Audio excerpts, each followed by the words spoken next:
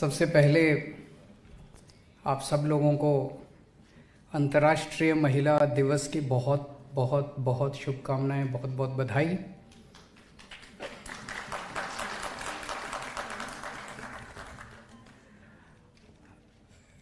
आज जिन लोगों को अवार्ड मिला है उन सब लोगों को बधाई, लेकिन मैं समझता हूं कि आप लोगों से मिलके जितनी एनर्जी हम सब लोगों को मिली है वो बयान नहीं कर सकते। आप लोगों ने इतने अच्छा काम किया, इतना हौसले वाला काम किया, इतना बहादुरी का काम किया है समाज के लिए, देश के लिए। हमें आप सब लोगों के ऊपर गर्व है और आप लोगों से मिलके हम लोगों को बहुत आज ऊर्जा मिली है। मैं दिल्ली महिला आयोग को बहुत बहुत बधाई देना चाहता हूं, जिन्होंने दिल्ली महिला आयोग को इतना वाइब्रेंट बनाया है। जैसे अभी स्वाति जी कह रही थी कि इनके पहले, हमारी सरकार बनने के पहले जो दिल्ली महिला आयोग था उसने 8-9 साल में 1 केस किया था और इन लोगों ने 5 साल में 1.25 लाख केस किए हैं। तो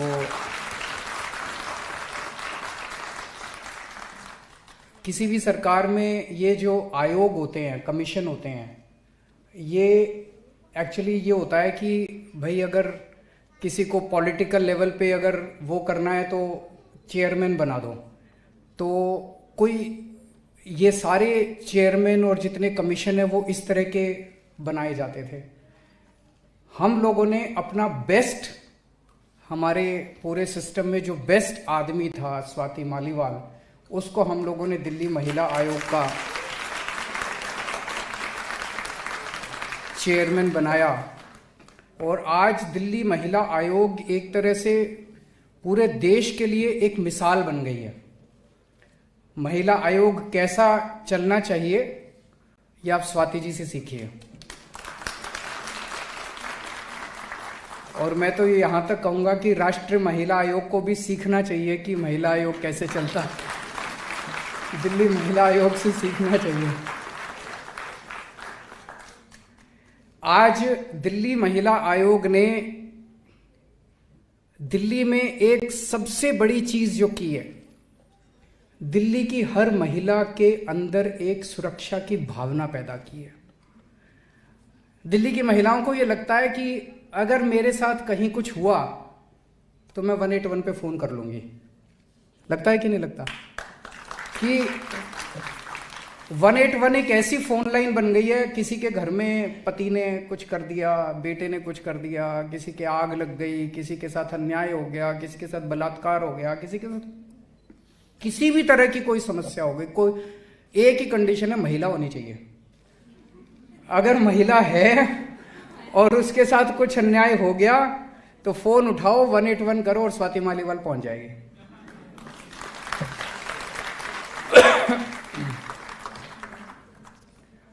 तो मैं समझता हूं कि दिल्ली की लेडी सिंघम है ये। तो एक बार लेडी सिंघम के लिए जोरदार तालियां बजा दीजिए। आपने देखा होगा, वीडियो देखे होंगे किस तरह से ये जहां पे नकली दारू बेची जाती है वहां पे बड़े बड़े 30 मार्खा वहां पे जाने में कतराते हैं कि यार कभी कुछ हो ना जाए।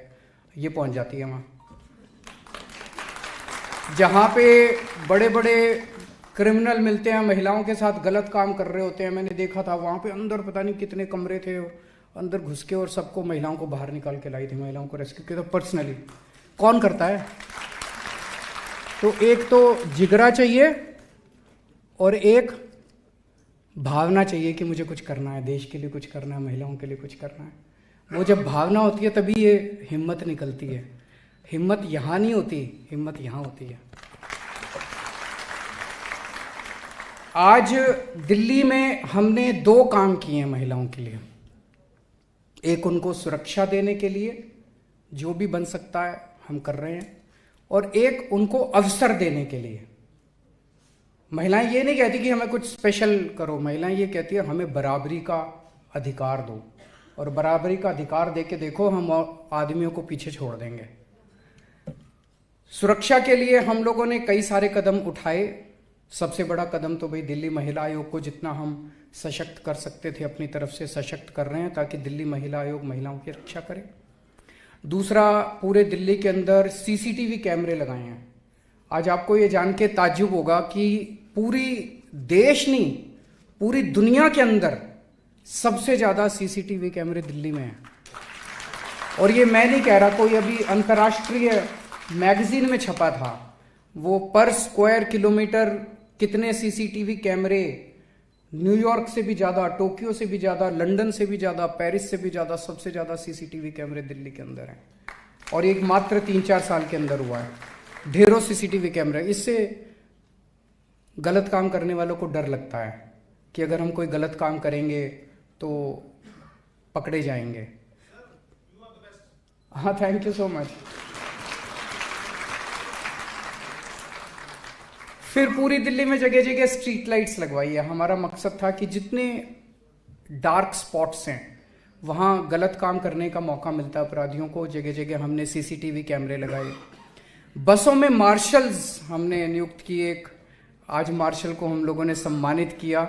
और इस तरह की कहानियाँ बहुत सुनते हैं हम। मार्शल्स जो हैं बस में बैठे थे, बस में महिलाओं के साथ छेड़छाड़ होती है, महिलाओं के साथ गलत होता है, कई बच्चे भाग रहे होते हैं। इतने सारे मार्शल्स की कहानियां हैं कि किस तरह से उन्होंने महिलाओं की सुरक्षा की, किस तरह से उन्होंने बच्चों को बचाया, बच्चे घर से भाग रहे थे उनको उनके घर पहुंचाया। मार्शल्स हम लोगों ने लगाए हैं। तो एक तरफ हम महिलाओं को सुरक्षा दे रहे हैं और दूसरी तरफ महिलाओं को अवसर देने की कोशिश कर रहे हैं कि अगर महिलाओं को अवसर दिया जाए। सबसे बड़ा उदाहरण है, जब स्कूल में बच्चे पढ़ते हैं, हर साल आप अखबारों की जब 10वीं और 12वीं के नतीजे आते हैं या कोई भी बोर्ड के या एंट्रेंस एग्जाम के नतीजे आते हैं, सबसे ऊपर क्या लिखा होता है? एक ही हेडलाइन हर साल दर साल होती है, महिलाओं ने और लड़कियों ने मारी बाजी। हर साल लड़कियां बाजी मार के ले जाती हैं। पढ़ते हैं कि नहीं पढ़ते हैं? कभी ऐसे पढ़ा है लड़कों ने मारी बाजी? कभी नहीं होता। हर साल लड़कियां ही बाजी मारती हैं। तो अगर बराबर के अवसर मिले तो लड़कियां हर चीज में बाजी मार के ले जाएंगी। उस क्षेत्र में पहले दिल्ली के भी सरकारी स्कूलों का बहुत बुरा हाल था, जैसे देश के अन्य हिस्सों में। दिल्ली में भी बहुत सरकारी स्कूल बहुत खराब थे। तो गरीब आदमी के घर में खाने को नहीं होता, तो वो जब डिसाइड करना होता है, एक लड़की है और एक लड़का है, तो वो सोचता है यार मैं पेट काट के किसी तरह से लड़के को पढ़ा दूं, और लड़की को कहते हैं तो घर में ही काम में लग जा अपनी माँ के साथ। तो एक तो वैसे ही गरीब, और उस गरीब घर की बेटी। तो सबसे बड़ा सशक्तिकरण का माध्यम जो है वो शिक्षा है। अगर हमने लड़कियों को पढ़ा दें तो आधे से ज़्यादा सशक्तिकरण तो वहीं हो जाता है। आज दिल्ली के सरकारी स्कूलों में जो शिक्षा व्यवस्था इतनी शानदार हुई है, उसका सबसे बड़ा नतीजा ये है कि गरीब घरों की बच्चियों को अच्छी शिक्षा मिलने लगी है। और उसका अभी अभी आप लोगों ने 2 बच्चियों को सम्मान दिया। वो लड़की योगिता जो अभी यहाँ आके बोल रही थी, मैं समझा देता हूँ, वो बेचारी घबरा गई थोड़ा सा इतने सारे लोगों को देख के। हम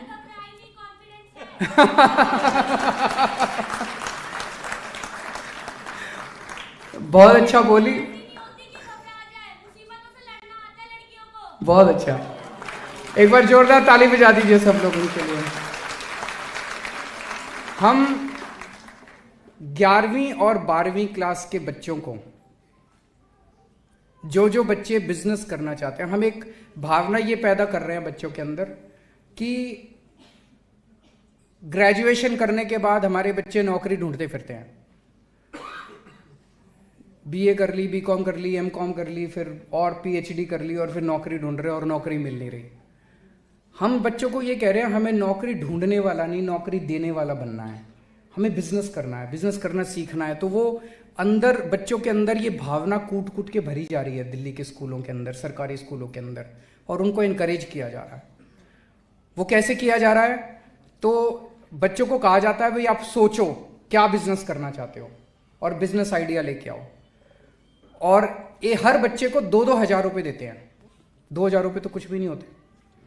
और फिर बच्चे इकट्ठे हो सकते हैं। मान लो 5 बच्चे इकट्ठे हो गए तो 5 के मिला के 10,000 रुपये हो गए। 10 बच्चे इकट्ठे हो गए तो उनके मिला के 20,000 रुपये हो गए। वो बच्चे टीम बनाते हैं और फिर वो बच्चे टीम बना के एक बिजनेस आइडिया सोचते हैं कि हम ये बिजनेस करेंगे, और वो एक्चुअली बिजनेस करना चालू करते हैं। सर हमारे 6,000 की सीड मनी से 15,000 का रिवेन्यू अर्न हुआ था। ये बताओ, 6,000 रुपये में 15,000 रुपये कमा लिए, इतना बड़ा रिटर्न ऑन इन्वेस्टमेंट होता है। और अभी सर टीवी शूट से 25,000 का इन्वेस्टमेंट मिला था और उससे हमने 35,000 की रिवेन्यू अर्न करी थी। Very good. सो अब इन बच्चों ने वो 2,000 रुपये से अपना बिजनेस आइडिया किया, बिजनेस आइडिया करके इन लोगों ने पैसे अर्न किए। जैसे ये बता रही है 6,000 रुपये से, मतलब 3 बच्चे थे ये, 2,000 रुपये, उससे इन्होंने कुछ बिजनेस शुरू किया। बिजनेस शुरू करके इन्होंने माल बेचा, माल बेच के इनके पास 15,000 रुपये आए।